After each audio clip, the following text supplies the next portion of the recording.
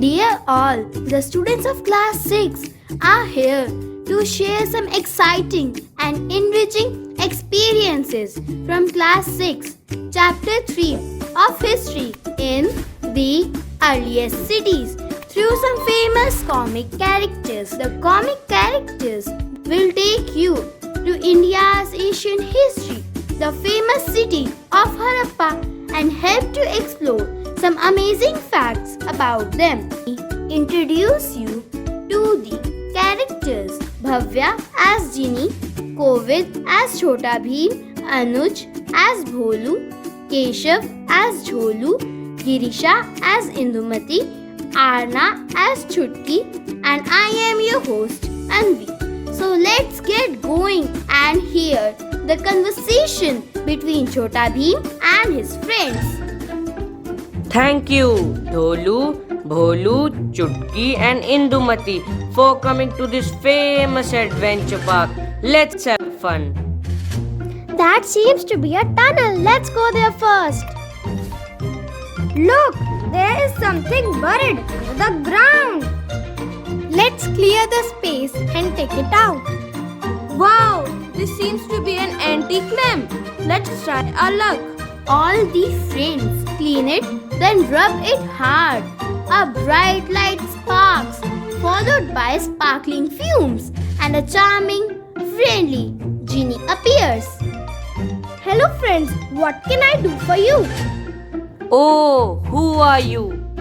Consider me your friend. I can do anything you ask for. Really? Can you get us some chocolates? Sure. Wow!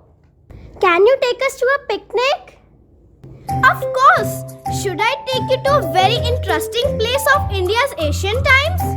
Ancient times! Yes, come, let's go. As they blinked their eyes, Genie takes them all in a magical carpet in the past about 5,000 years ago to important city Harappa.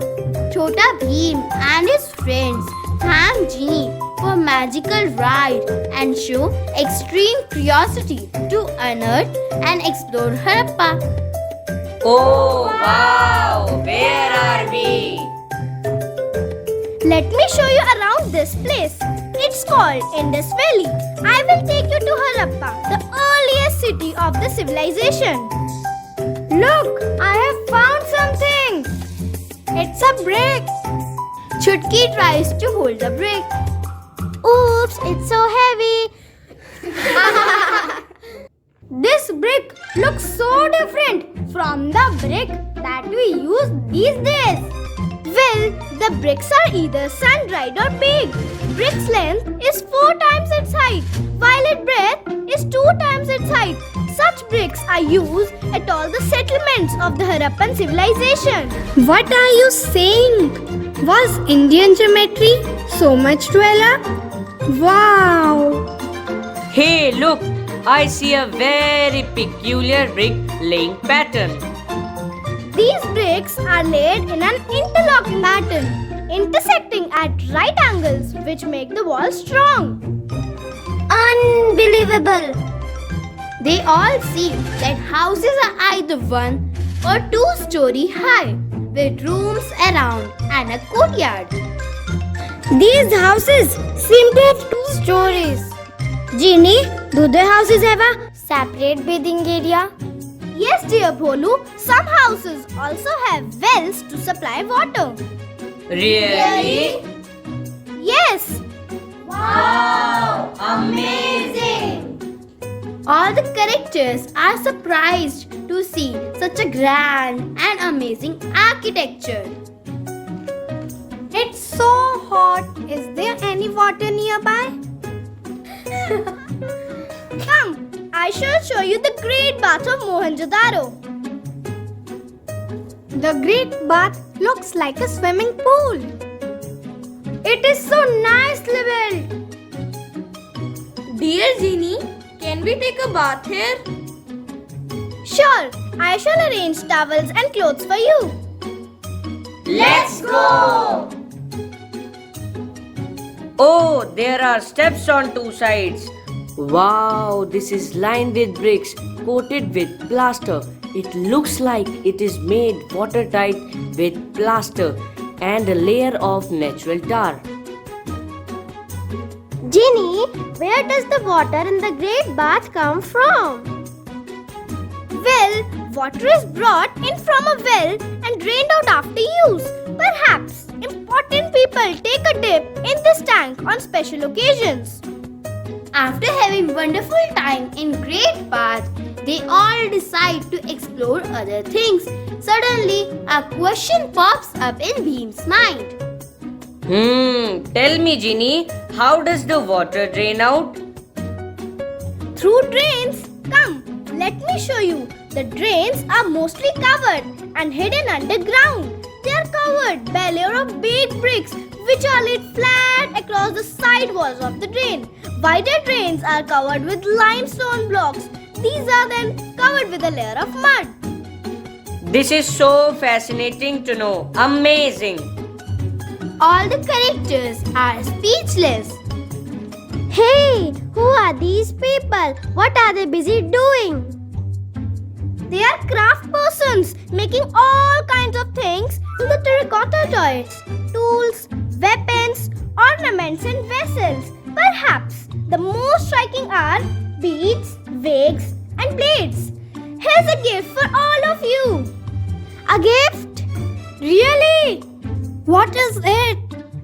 These are the terracotta toys for you. It's beautiful. Lovely. Thank you, Ginny. I think it is a toy animal.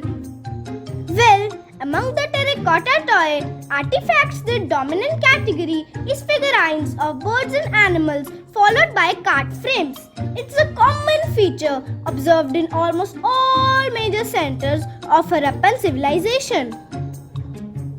They all move ahead and find a man selling food grains. They notice that the man is using stones as weights, which are precisely shaped. Look, that man selling food grains is using stones and weights which are precisely shaped. The stone weights look so beautiful. Are these special stones? These weights are made of a chert, a special kind of stone. He is selling a lot of items. But why is there no rice? I love rice.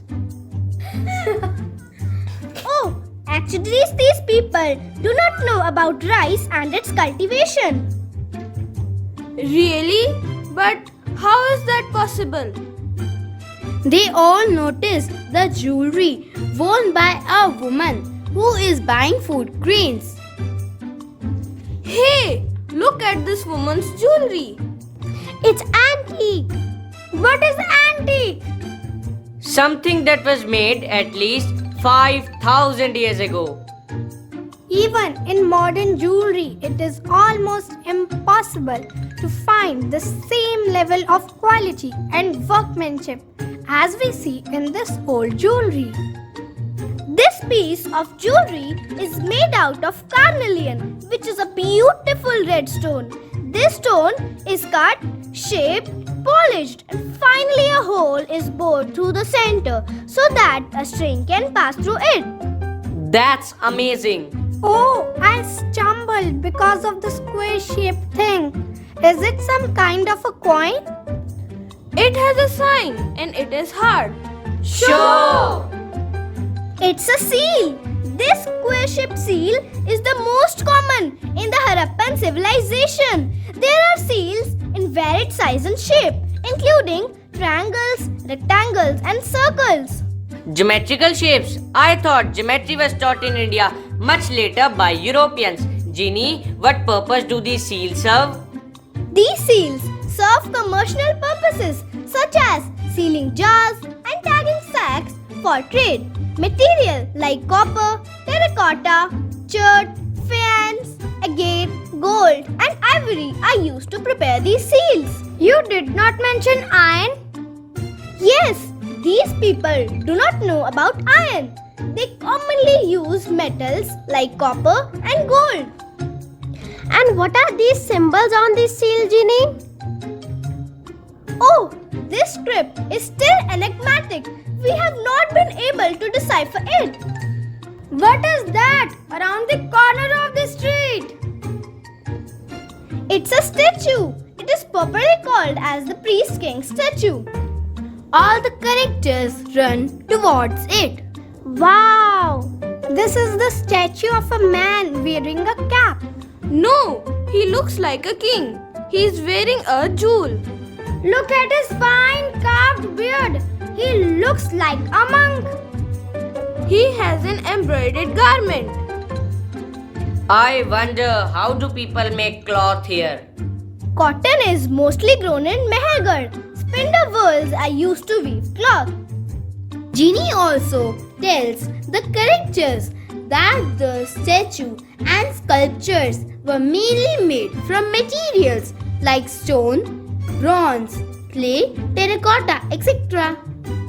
Back there, we saw a man who was selling food grains. Ginny, can you show us the fields? Sure, let me take you to their fields. Ginny takes all the friends to the fields. They see farmers working in the fields using a wooden plow. Some farmers have attached the wooden plow with oxen and camels for digging the earth, turning the soil and planting seeds. These farmers know about plow. They are using wooden plow with oxen for digging the earth. Do the farmers depend only on rains, Ginny? Besides rain, the farmers store water and supply it to the fields when the plants are growing. Do the people eat anything other than the food grains? Yes, they collect fruits like bear, catch fish, and hunt wild animals like antelope. How do they store food grains? The granaries are used to store vital grains and other foodstuffs. The characters are mesmerized. Wow! The people living in these cities are so advanced. Their architect, buildings, craftsmen, jewelry, sculptures, seals, weights, all are awesome. The civilization is technologically so advanced with the world's first ever urban sanitation systems and wastewater management systems. Friends, we lost track of time. It's almost evening. Let's go back. Yes, we should reach back before sunset. Otherwise, my mom will scold me. Oh no! I have to do my homework also.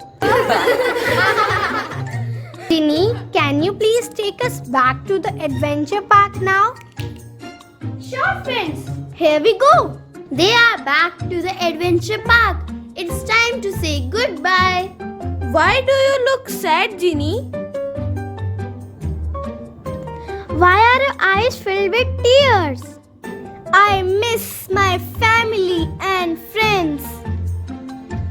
The characters decide not to put her back in the lamp. Let's throw the lamp in the sea. From now onwards, you are free, Ginny.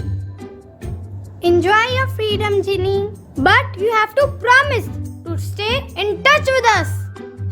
Sure, I will meet you all again soon and we'll enjoy it together. Thank you, all of you. You all are indeed very warm and kind. So are you, Ginny.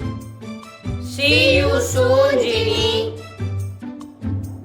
The characters throw the lamp in the sea as promised and go back to their homes with everlasting rich and exciting experiences of Harappa. Dear friends, we hope you all have got an insight of the life of people living in the ancient city of Harappa, and that this presentation of ours has been enriching and informative one. Thank you.